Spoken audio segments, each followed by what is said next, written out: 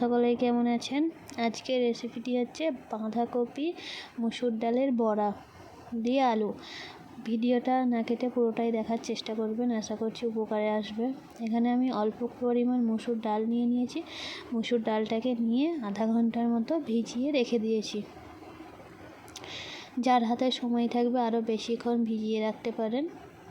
এখানে বাঁধাকপিটাকে সরু সরু করে কেটে নিয়েছি।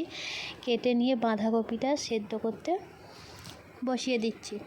অল্প পরিমাণ পানি দিয়ে এটাকে সেদ্ধ করতে বসিয়ে দিচ্ছি। 5 থেকে 10 মিনিটের মতো সেদ্ধ করে নিতে হবে। অল্প করে পানি দিয়ে এটাকে সেদ্ধ করতে বসিয়ে দিয়েছি। সেদ্ধ হয়ে গেছে দেখুন। এরপরে এটাকে ঠিক এই রকমভাবে এর পানিটাকে বার করে নিতে হবে হাত দিয়ে চেপে চেপে। আমি ঠিক এইভাবে পানিটাকে বার করে নিচ্ছি।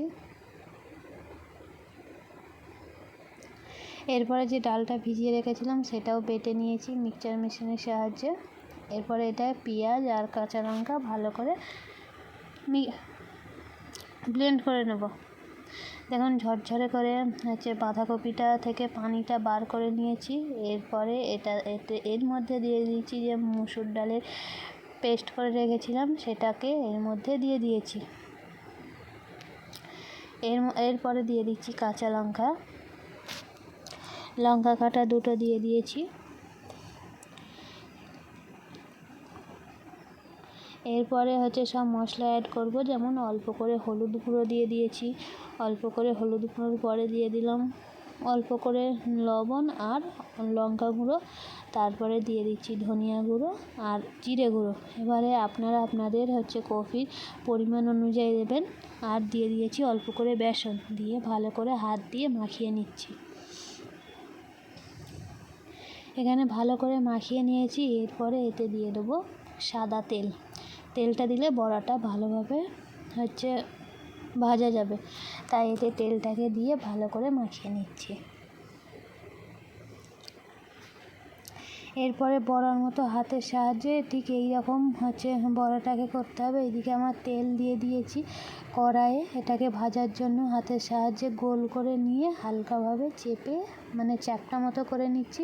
করে তেলের মধ্যে ছেড়ে দিচ্ছি। এটাকে ভেজে নিতে হবে।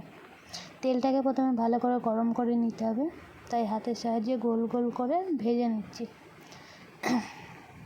এক পিঠ ভাজা হয়ে গেছে। এরপরে আমি অপর পিঠটাকে উল্টে দিচ্ছি।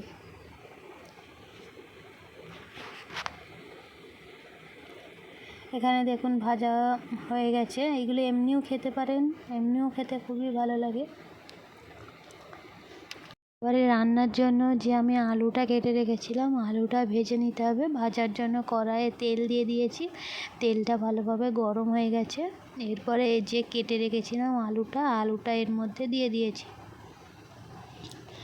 আলুর মধ্যে দিয়ে দিয়েছি অল্প পরিমাণ লবণ আর দিয়ে দিচ্ছি অল্প করে হলুদ গুঁড়ো। দিয়ে আলুটাকে ভালোভাবে মাখিয়ে নিচ্ছি, যাতে নুন আর হলুদ গুঁড়োটা আলুর মধ্যে ভালো করে মেখে যায়। এখানে আলুটা ভাজা ভাজা হয়ে এসছে। এবার একে নামিয়ে নেব। এরপরে বাঁধাকপির বড়াটা রান্নার জন্য আমি কড়াইয়ে তেল দিয়ে দিয়েছি। আমি সরিষার তেলই অ্যাড করেছি। তেলের মধ্যে দিয়ে দেবো একটা লঙ্কা, শুকনো লঙ্কা দিয়ে ভালো করে নেড়ে চেড়ে নিচ্ছি। এরপরে দিয়ে দেবো অল্প করে কালো জিরে। কালো জিরেটা আমি দিয়েছি, আপনাদের চাইলে নাও দিতে পারেন। এখানে কালো জিরেটা একটু স্বাদের জন্য আমি দিয়ে দিয়েছি। এরপরে যে পেঁয়াজটাকে পেস্ট করে রেখেছিলাম, সেই পেঁয়াজ আর লঙ্কা এর মধ্যে দিয়ে দিয়েছি। দিয়ে ভালো করে নাড়াচাড়া করে নিচ্ছি। এর যখন কালারটা বাদামি কালার হয়ে আসবে, তখন এটাকে আদা রসুনের পেস্ট আমি দিয়ে দিচ্ছি।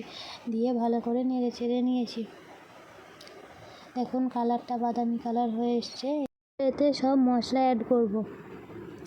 মশলা পরিমাণ মতো দিয়ে দিচ্ছি, যেমন লবণ দিয়ে দিয়েছি পরিমাণ মতো, হলুদ গুঁড়ো।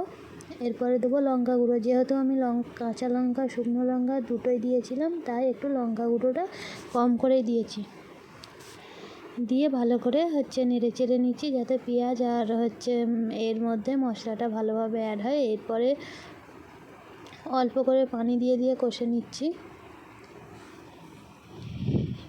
তেল ছেড়ে গেছে, কষতে কষতে তেল ছেড়ে গেছে, তেলটা ছেড়ে গেছে। এরপরে এতে আলুটা দিয়ে দিচ্ছি, যেই আলুটা ভেজে রেখেছিলাম সেই আলুটা দিয়ে ভালো করে নেড়ে চেড়ে নিয়েছি। এরপরে এতে অল্প করে পানি দিয়ে দিয়ে কষতে হবে।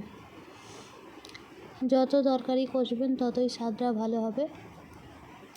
আর আমার ভিডিওটা যদি ভালো লেগে থাকে তাহলে প্লিজ লাইক করবেন, আর রেসিপিটা কেমন লাগলো অবশ্যই কমেন্ট বক্সে মতামত জানাবেন।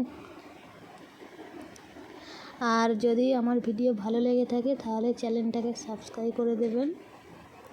এখানে অল্প করে পানি দিয়ে দিয়ে কষে এরপরে আমি পরিমাণ অনুযায়ী পানি এতে দিয়ে দিয়েছি। 5-10 মিনিট পানিটা ঢাকনা দিয়ে রাখার পরে এবার পানিটা ফুটে গেছে। ফুটে যেতে আমি বড়া এর মধ্যে দিয়ে দিচ্ছি। একটা একটা করে সবগুলোই বড়া দিয়ে দিয়েছি। বড়া দেওয়ার পরে পানিটা ফুটে গেছে। এরপরেতে অল্প করে ধনিয়া গুঁড়ো আর অল্প করে জিরে গুঁড়ো দিয়ে নামিয়ে নেব। আশা করছি এই ভিডিওটা আপনাদের সকলেরই উপকারে আসবেন। টিপস ফলো করে রান্না করবেন, দেখবেন সকলেই পছন্দ করে খাবে।